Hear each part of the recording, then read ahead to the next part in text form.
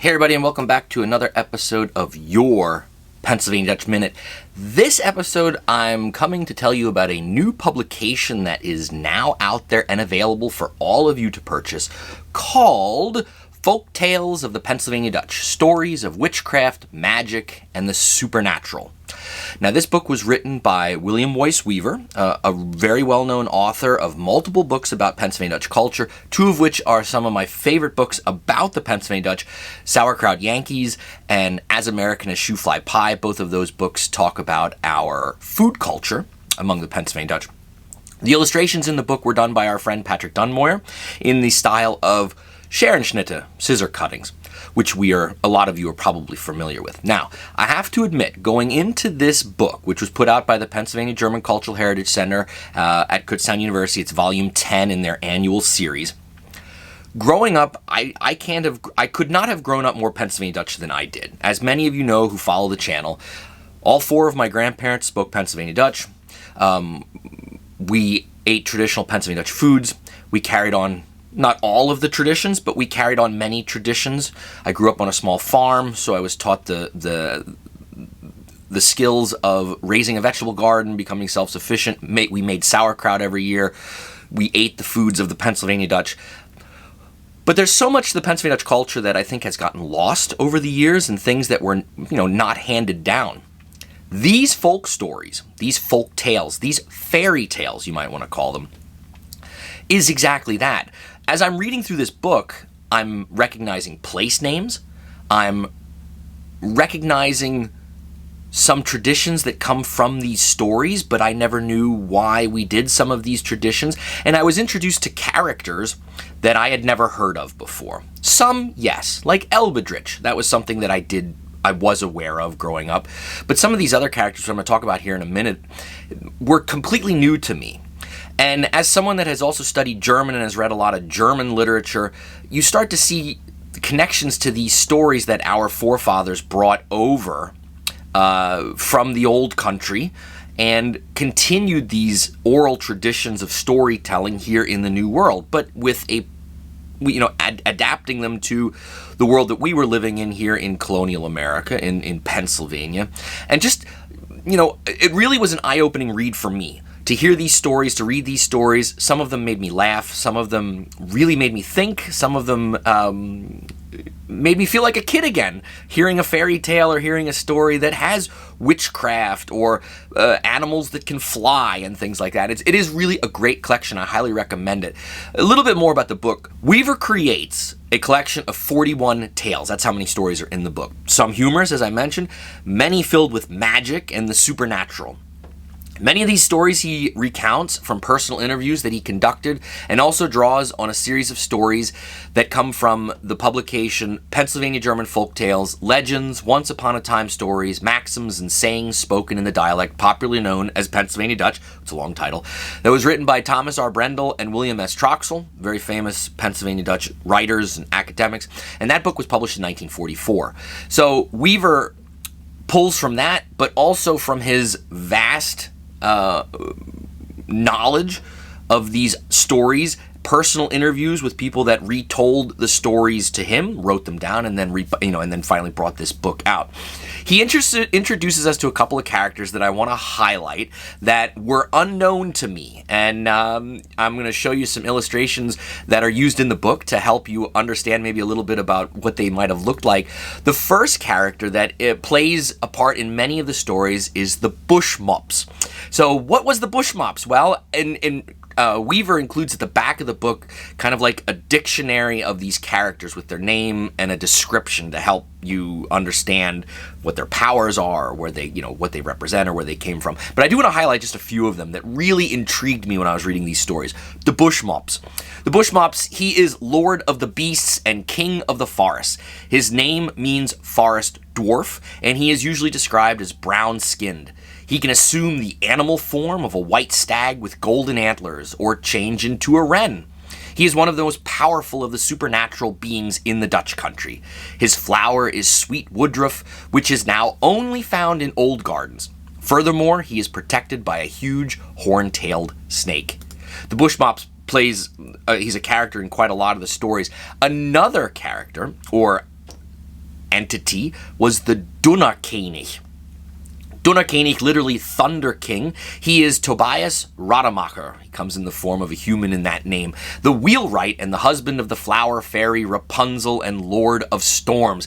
He is also the father of Peter Laub and his twin sister Schlüsselblum. Rademacher maintains several black eagles that he has trained like falcons. And you're listening to me talk about these characters, and maybe you're thinking back to like the Grimm's fairy tales of like, well, Rapunzel and Little Red Riding Hood, and these types of where animals can take human form, and there's witches, and there is that aspect of these stories, but these are not the Brother Grimm stories. They're unique. And one of my favorite characters that growing up, I mean, like I said, I grew up on a farm. We always had multiple vegetable gardens, flower gardens. But this tradition was, or this story was never told to me as a kid. My parents never talked about it. My grandparents never talked about it. And that is the idea of the Eklight, which I find fascinating. The Eklight are these wee folk or fairies living in the corners of gardens and fields. This tradition is still preserved among Old Order Mennonites from the Weaver Land area of Lancaster County and among those who have moved to Berks County and other parts of the state. The Eklight play parts in many of these stories in this collection. And one thing that I really liked about these stories is we learn through these stories that it was common practice for the person whose garden it was to make sure that they were feeding the Eklight by crumbling bread or baked goods into the corners of their gardens. That comes through in a couple of the stories. One last character that plays a role in many of the stories is the Schlangafra, the lady with a snake. In the Brendel and Troxel collection of stories from 1944, she is called the Schlangakönigin, or the Queen of Snakes. She is a fairy queen who practices the art of healing through herbs and plants. She carries a snake in her apron pocket and uses it like a wand to cast spells. She can assume the animal form of a rabbit or rise into the sky as the morning star. Metaphorically, she represents spring and life-giving forces. One of her cultic sites is a mountaintop talking stone overlooking the Snake Spring Valley of Bedford County, Pennsylvania. Those are just quick descriptions of some of the characters, but if you read the book, you're also going to get introduced to the character known as Degley Hans, Little Hans, the Straw Man, which I found was one of my favorite characters in many of the stories. Adam Woymacher, another a human who has these, or a spirit in a human form that has the ability to make alcohol. That's all I'm going to say. He is featured in a couple of the stories, and many, many others. It is just a wonderful, wonderful collection, and I can't recommend it enough. It was, for me, someone that grew up Pennsylvania Dutch, not having been told these stories, I found it absolutely fascinating to read them and get this aspect of our culture that I'm going to honestly say I never knew existed. And I do want to take 1 minute and read. On the back of the book is two reviews, essentially. One by Mark Loudon, famous professor of Pennsylvania Dutch and German at the University of Wisconsin, but also one from our good friend Josh Brown, who's been on my podcast, and he'll be featured and he's going to be on PA Dutch Live as well. I just want to read his kind of like brief overview of the book. Josh is a professor of German out in the University of Wisconsin system as well. However, he was born and bred in the Lehigh Valley. Let me just read this to you really quickly. William Woys Weaver shares stories that delight, terrify, amuse, confuse, and make us blush. We read about the triumph of good over evil through the slaying of Rada, the queen of the crows, about the misfortunes of Peter Laub, born in a blue egg, and about the mysterious world of the Eklight, the fairies that inhabit the corners of fence rows. In our world of commercialized and sanitized fairy tales, these sometimes bawdy and earthy stories, very much rooted in the clay soil of Pennsylvania Dutchland, show us the mindset of our ancestors. So, too, are these stories imaginative and lofty, drawing us out of our modern sensibilities into the clouds, like raccoons after eating verhexte brindle corn. Weaver has rekindled the hearth of the Pennsylvania Dutch home and invites us to join its warmth and mystery. He invites us to come close and listen to the tales, and perhaps, too, listen for the faint warble of an elbedrich off in the distance. It's a great way to sum up these stories, because you have stories, some of them you're going to, you might blush. There are some that deal with some adult themes, but many fairy tales do. So I just think it is a wonderful collection. You can purchase this book at Masthof Press. I would recommend getting from them, small family-run press, but you can also find it on Amazon for right around $35. It is a hardbound book.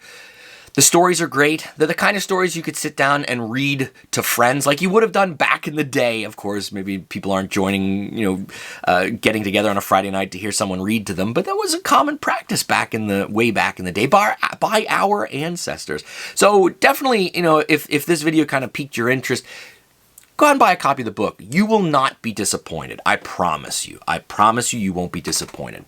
I would also like to take a minute and, as many of you know, you can buy me a coffee if you like what we're doing here and support on the channel.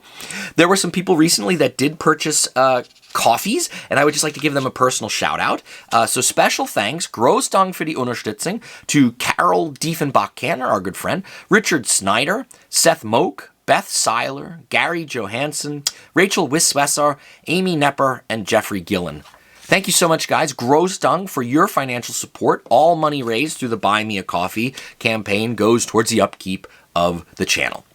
If you have an idea for a future video, shoot me an email, let me know, and I will try and work on it. Or if there's certain phrases you want to know how to say in Pennsylvania Dutch, I could focus them as a upcoming video. Also, if you like what we're doing here, please subscribe to the YouTube channel, hit that subscribe button, tell a friend about what we're doing, share our videos on your social media feeds, and you can also follow along the Pennsylvania Dutch Fun on my social media feeds. I'm on Twitter, Facebook, and Instagram. Just search for @PADutch101 and you will find it.